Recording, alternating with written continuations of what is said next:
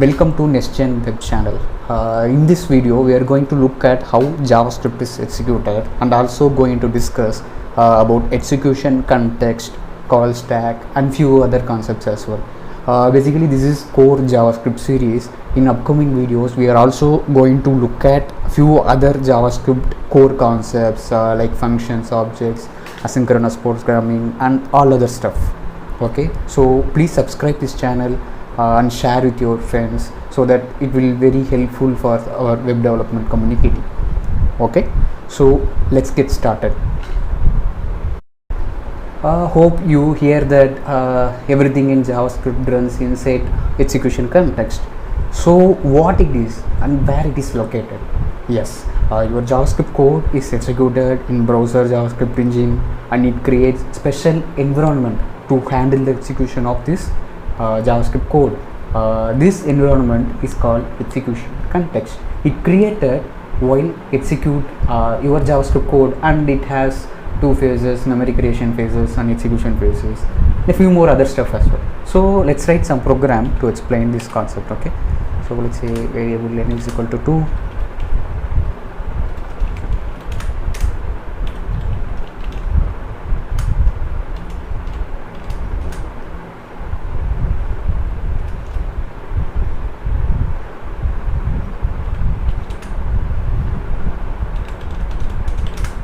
Write some functions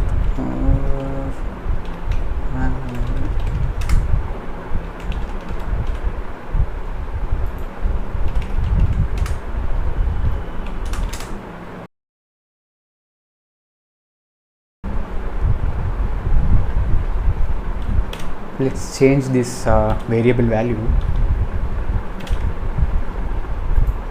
Yeah, this is our code. So what we are doing now is just declare some variable and write some function and with some function concepts. Okay, I have explained like in execution context there will be two phase: memory creation phase and execution phase. Basically what it is. So let's demonstrate with some diagram. So here how it's look like in JavaScript engine. So before start of your program, the JavaScript engine create this execution context where it has two phases like memory and code. So what happened in memory creation phase? First it create global execution context. Okay, so it store the variables and function declaration in memory and initialize undefined value to the variables. Sorry. So let's say here we have, what are the variables we have? Variable n, okay, and sq2. So these three are assigned to undefined, and in square literally this entire function itself is stored. So this is in memory. Okay, so basically it's just allocate some memory for the variable and function declaration. That's it. Okay, what happened in this execution phase? In execution phase your code going to execute line by line. Okay, this is basically called thread of execution. So already you hear that JavaScript is single threaded language. Yes, this is how it means. It execute one command at a line. It will only go to next line once previous execution was completed. Okay, so it goes line by line. So here let's say first it will allocate the memory and then it saw this first line and assign 2 value to the n. Okay, then it saw this function invocation. So what happened if JavaScript engine saw the function invocation? It create brand new execution context called function execution context, which is looks like the exactly same but another execution context. Okay, but same memory and everything is same, just another execution context, and put inside this call stack. Let me explain call stack later, but this is how it looks like. If function invocation, it's JavaScript engine saw function invocation, it going to create another brand new execution and allocate the memory. Let's say here x and result. So those two available in the memory.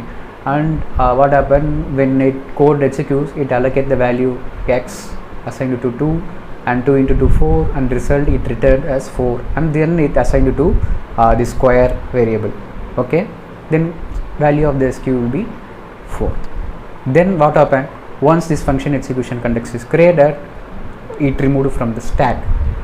Then again it saw this another function invocation, then another function execution context is created. Once it's done, it removed from the call stack. Then again nothing to execute in global execution, global context, so again it will remove from the stack. So this is how it works. So what is call stack? You can see here call stack, right?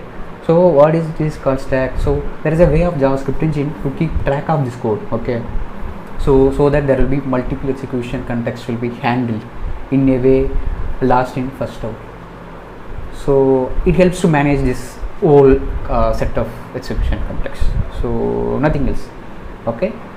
So call stack is executed in this way only. So let's see in browser how it looks like.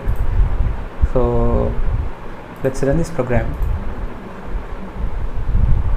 Let's put breakpoint here. If you see call stack, this is anonymous stack call stack because it's global execution context. Here you see n undefined because before our code execute, it allocated memory and assign undefined to it. So once it executed, it value will be changed, okay? So let's put debugger here and run again. So what happened in global execution context? You see in global execution context the value n will be 2 because 2 is assigned. After function is invocation, what happened? Another brand new execution context is created.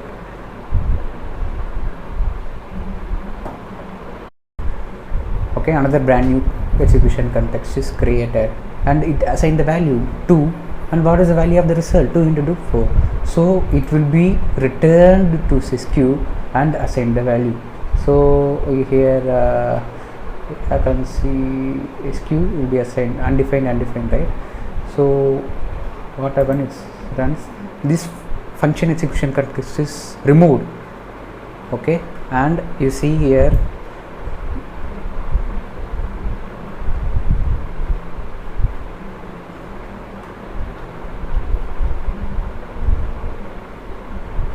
sorry, I didn't able to see that. So SQL will be 4, okay? You see here. So this is how this entire execution context is created, okay? Hope you understand this concept. If you have any queries, please comment out in comment section so that I can able to see it and reply to your queries, okay? So let's go to another concept. It's hoisting. So what is hoisting? So I will do one thing. I will print this console before I have initialized.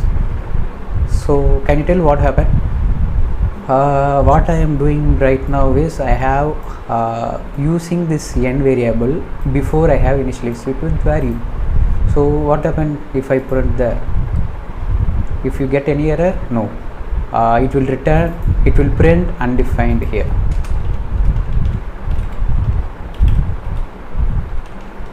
Why undefined? These are, hope you know, JavaScript engine initially assign the memory and allocates undefined so that you don't get any error.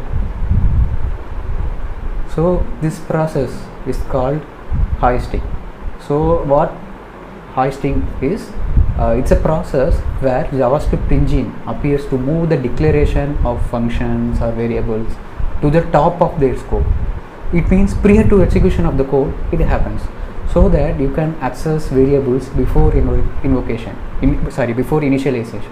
And when come to function, you can invoke a function before declaration. Let's say I will comment this line, okay? I will comment these two lines and I just call this function.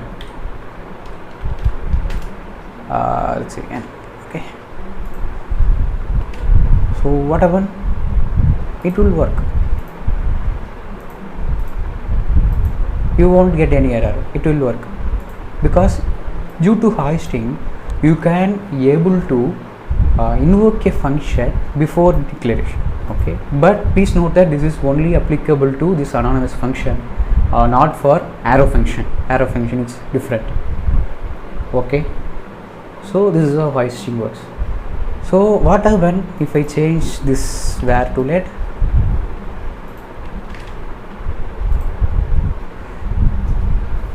I am getting error. What the error is? Cannot access n before initialization.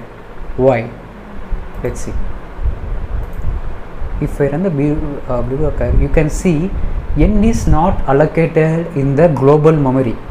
So if you declare with let keyword, it creates a separate memory space in JavaScript engine, so that you can't able to access the variable.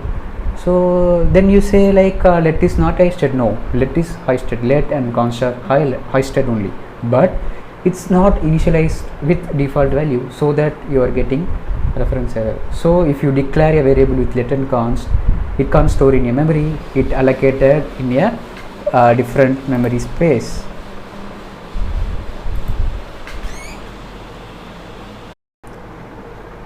So hope you can able to understand this hoisting. So that's all for this video. In upcoming video we are going to look at scope, what is block scope, and what is lexical environment, and what is closures. So we are going to discuss these important concepts. Okay, so yeah, that's all for this video. Please subscribe this YouTube channel and like the video, and comment out if you have any queries related to these concepts. I will try to explain. Okay, so yeah, thanks for watching.